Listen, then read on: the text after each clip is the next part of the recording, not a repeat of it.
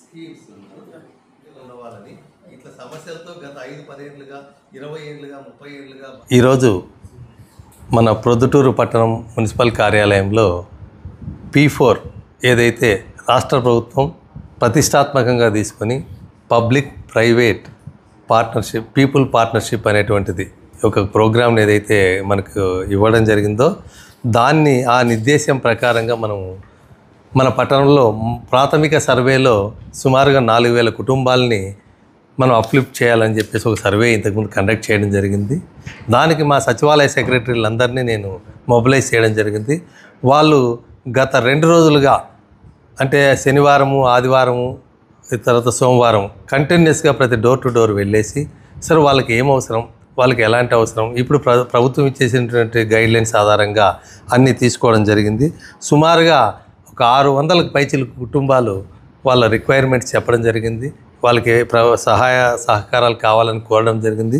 ముఖ్యంగా హెల్త్కి సంబంధించి కొంతమంది కిరాణా షాప్ నడుపుకుంటామని, తర్వాత ఎంప్లాయ్మెంట్ కావాలని, స్కిల్ డెవలప్మెంట్ కావాలని, తర్వాత వీవింగ్కి సంబంధించిన సహాయ సహకారాలు అందించాలని, అదేవిధంగా ఎడ్యుకేషన్ ఇంప్రూవ్మెంట్కి కూడా కొంత సహాయం కావాలని, తర్వాత టైలరింగు ఇలాంటివి సంబంధించిన స్కిల్స్ నేర్పించాలని కొంతమంది, ఇలా 18 రకాలటువంటి సర్వీసులకు సంబంధించి సుమారు 600 పైచలకు లబ్ధిదారులను మనం ఐడెంటిఫై చేయడం జరిగింది. దీంట్లో మనకు ప్రభుత్వం ఇచ్చినటువంటి నిబంధన ప్రకారంగా వీరినందరినీ అడాప్ట్ చేసుకోవడానికి మార్గదర్శకులను ఐడెంటిఫై చేయమన్నారు. ప్రొద్దుటూరు పట్టణంలో ఇప్పటికే చాలామంది స్వచ్ఛందంగా అనేక రకాల సర్వీసులు చేస్తున్న వారందరూ ఉన్నారని నేను గుర్తించడం జరిగింది. వారిలో దాదాపుగా 15-18 మందిని నేను ఐడెంటిఫై చేశాను. మేజర్గా ఉన్నటువంటి వాళ్ళు ఇంకా కొద్దిమంది కూడా ఉన్నారని తెలిసింది. సో వారితో కూడా నేను మాట్లాడడానికి ప్రయత్నం చేస్తే కొంతమంది వాళ్ళు బెంగళూరు ఇతరత్ర వ్యక్తిగత పనులపైన 2-3 రోజులుగా అవుట్ ఆఫ్ స్టేషన్లో ఉన్నారు.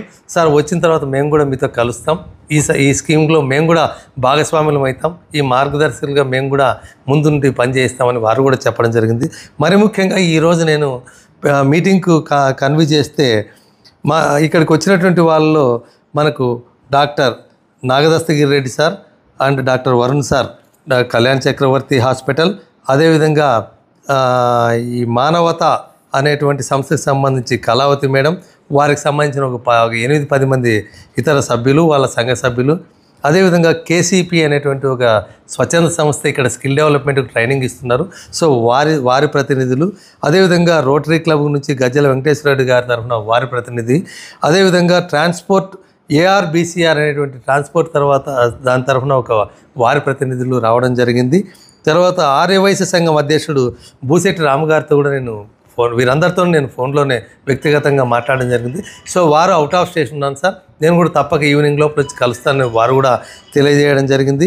అంతేకాకుండా పద్మశాలి సంఘం సంబంధించి అధ్యక్షులైనటువంటి వడ్డీ నరసింహులు గారిని కూడా నేను ఫోన్ ద్వారా సంప్రదించగా వారు బెంగళూరులో ఉన్నారు సార్, మా వారిని కూడా పంపిస్తాను సార్, మేము కూడా తప్పకుండా ఈ మార్గదర్శకులుగా మేము కూడా ఎన్రోల్ అయ్యి కొన్ని కుటుంబాలను తప్పక మేము కూడా అప్లిఫ్ట్ చేసేదానికి ప్రభుత్వ నిబంధనల ప్రకారంగా మేము కూడా మీకు చేదోడుగా ఉంటామని వారు కూడా చెప్పడం జరిగింది. అదేవిధంగా రెడ్డి సంఘానికి సంబంధించిన వారికి కూడా నేను ఫోన్ చేయడం జరిగింది. సో వారి ప్రతినిధులు కూడా రావడం జరిగింది. అదేవిధంగా రిటైర్డ్ హెడ్ మాస్టర్ అయినటువంటి కాశీ ప్రసాద్ రెడ్డి గారు, అదేవిధంగా రిటైర్డ్ లెక్చరర్ వీరభద్రారెడ్డి సారు, వారు కూడా మేము తప్పకుండా ముందుకు వస్తామన్నారు. ఇప్పుడు మరొక 3 కాంట్రాక్టర్లు కూడా రావడం జరిగింది. వీరు కూడా ఎవరైతే మన శ్రీనివాస్ అంటే చిరంజీవి శ్రీనివాస్ గారు, తర్వాత సుబ్బారెడ్డి గారు, తర్వాత మన శ్రీధర్ రెడ్డి అన్నగారు, ఇట్లా అందరూ కూడా వీరు కూడా ముందుకు రావడం జరిగింది. సో వీరందరూ కూడా దీంతో పాటు మన ప్రజా సేవా సమితి అనేటువంటి ఒక స్వచ్ఛంద సంస్థ కూడా మా పిలుపు లేకుండానే వారంతకు వారి స్వచ్ఛందంగా తెలుసుకొని ఇక్కడికి వారు కూడా రావడం జరిగింది. సో ఇలా మనకందరికీ కూడా మార్గదర్శకులుగా మేము తప్పకుండా వీళ్ళందరినీ అడాప్ట్ చేసుకుంటాం సార్. ఆ ఫ్యామిలీస్ను మేము ఇచ్చిన సూచనలు సలహాలు ఏ విధంగా వాళ్ళని తీసుకోవాలి, వారికి ఏ విధమైన సహాయాన్ని సహకారాలు అందించాలి, ప్రభుత్వం నిర్దేశించిన ప్రకారంగా ఆ కుటుంబాలను ఏ విధంగా మనం బంగారు కుటుంబాలుగా మార్చాలి అనేటువంటి దాన్ని మనం వారికి పంపించడం జరిగింది. సో వారందరూ కూడా వాళ్ళందరూ నిజంగా ముందుకు రావడం వల్ల వారందరికీ నేను ధన్యవాదాలు, కృతజ్ఞతలు తెలియజేసుకుంటున్నాను మా మున్సిపాలిటీ తరఫున. ఎందుకంటే మన పట్టణంలో ఉన్నటువంటి పేదరికంగా అన్ని రకాల శక్తి సామర్థ్యాలు ఉండి, వాళ్ళకి తెలివితేటలుండి, వారు పని చేసుకోగలిగినటువంటి సామర్థ్యం ఉన్నటువంటి వారికి ఒక స్వచ్ఛంద సంస్థల రూపంలో మన ఈ మార్గదర్శకులు ఈ విధంగా వారిని అడాప్ట్ చేసుకొని వారి దత్తత తీసుకొని వారి కుటుంబాలను అప్లిఫ్ట్ చేస్తే మనకు కూడా సమాజానికి కూడా ఎంతో ఉపయుక్తంగా ఉంటుందనేది ఏదైతే ప్రభుత్వ నినాదమో గౌరవ ముఖ్యమంత్రి గారు, అదేవిధంగా జిల్లా కలెక్టర్ గారు, అదేవిధంగా మన గౌరవ శాసనసభ్యులు వారు ఇచ్చిన ఆదేశాల ప్రకారంగా ఈ కార్యక్రమాన్ని మనం దిగ్విజయంగా చేయాలనుకున్నాం. అందుకు వీరందరూ సహకారం అందించారు. తప్పనిసరిగా నేను అందరికీ ఎంతమంది ఉంటే అంతమందికి కూడా మనం ఈ మార్గదర్శకుల ద్వారా వాళ్ళకి స్వయం ఉపాధిని వాళ్ళ కుటుంబాలను అప్లిఫ్ట్ చేసేదానికి మనం అన్ని రకాల సహాయ సహకారాలు అందించగలుగుతామని మీ ద్వారా ప్రజలందరికీ తెలియజేసుకుంటున్నాను. ఈరోజు P4 విధానంలో భాగంగా మన మున్సిపల్ కమిషనర్ గారు ఆహ్వానం మేరకు మేము ఇక్కడికి రావడం జరిగింది. ఇది చాలా సంతోషంగా ఉంది ఈ కార్యక్రమాలు పాల్గొనడం. మేము అనేక విధమైనటువంటి కార్యక్రమాలు చాలా ఒక 30 సంవత్సరాలుగా చేస్తున్నాము. ఇలాంటి సేవా కార్యక్రమాలు ఈ యొక్క గవర్నమెంట్ యొక్క సహకారంతో గవర్నమెంట్ గుర్తించినటువంటి పేదలను ఐడెంటిఫై చేసి మేము చేసే సర్వీసెస్లో వాళ్ళందరినీ ఇంక్లూడ్ చేసి వాళ్ళందరికీ కూడా మేము కూడా దీంతో భాగం పంచుకోవడం మాకెంతో సంతోషకరంగా ఉంది. ధన్యవాదాలు. ఈరోజు గౌరవనీయులు శ్రీ మున్సిపల్ కమిషనర్ గారి ఆహ్వానం మేరకు ఇక్కడ మేమందరము రావడం జరిగింది. సో ఈ ముఖ్య ఉద్దేశం ఏంటంటే మన ఆంధ్రప్రదేశ్ ప్రభుత్వం ఈ మధ్యనే ఇంప్లిమెంట్ చేసిన P4 కార్యక్రమంలో కొద్దిమంది పట్టణంలో క్రియాశీలకంగా సేవా కార్యక్రమాల్లో ముందుండి నడిచే వారందరినీ ఆహ్వానించడం జరిగింది. సో వీరందరూ మార్గదర్శులుగా ఎన్నిక చేయడం జరిగింది.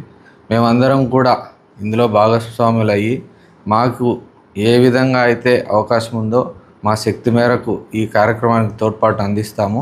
ముఖ్యంగా ఏంటంటే ఈ మార్గదర్శి అంటే అందరూ కూడా ఏదో అంటే కేవలము ఆర్థికంగా సాయమే అనుకుంటున్నారు. అది ఆర్థికంగానే సాయం కాదు. ఏదైతే ఆ కుటుంబాలు అవసరం మేరకు అది ఆర్థికంగా కావచ్చు, వైద్యపరంగా కావచ్చు, విద్యాపరంగా కావచ్చు, నైపుణ్యపరంగా కూడా కావచ్చు. సో ఏదైనా కూడా మనము వారికి ఏదో ఒక రూపంలో సహాయం చేయవచ్చు. కాబట్టి నేను ప్రజలందరినీ ఏం కోరుకుంటున్నా అంటే ఎవరైతే ఇంట్రెస్ట్ ఉన్నారో వాళ్ళందరూ కూడా మార్గదర్శులుగా ఇందులో చేరచ్చు. కమిషనర్ గారి ద్వారా అయినా చేరచ్చు, లేదు వాలంటరీగా అయినా మీ అంతకు మీరుగా కూడా జాయిన్ అవ్వచ్చు. సో ఆ కుటుంబాలను మీరు మీ శక్తి మేరకు సపోజ్ ఇప్పుడు మీరు ఏదైనా కళాశాల నడుపుతున్నారు, ఆ కళాశాలలో ఏదో ఒక నైపుణ్యం వాళ్ళకు అంటే వృత్తిపరంగా రేపొద్దున ఏ విధంగా వాళ్ళు ఆర్థికంగా నిలదొక్కునే విధంగా వాళ్ళకు నైపుణ్యం చేకూర్చినా కూడా అది మంచి కార్యక్రమం. కాబట్టి ఇంతటి గొప్ప కార్యక్రమాన్ని మమ్మల్ని కూడా భాగస్వామ్యం చేసినందుకు సార్ గారికి ధన్యవాదాలు. P4 అనే కార్యక్రమం రాష్ట్ర ప్రభుత్వం ముఖ్యమంత్రి నారా చంద్రబాబు నాయుడు ప్రారంభించారు. చాలా సంతోషకరం. P4 అనే విధానానికి చాలామంది ఒక భయం పుట్టుతుంది. ఏది P4 అంటే తీసుకొని మనం ఎంతో డబ్బు ఖర్చు పెట్టాలేమో కాదు. చిన్న మాట సహాయం ఏదైతే మన కమిషనర్ గారు గౌరవనీయులు రామచంద్ర రెడ్డి గారు చెప్పినట్టు మాట సహాయం తీసుకుని వాళ్ళకు మనకు దారి చూపడమే.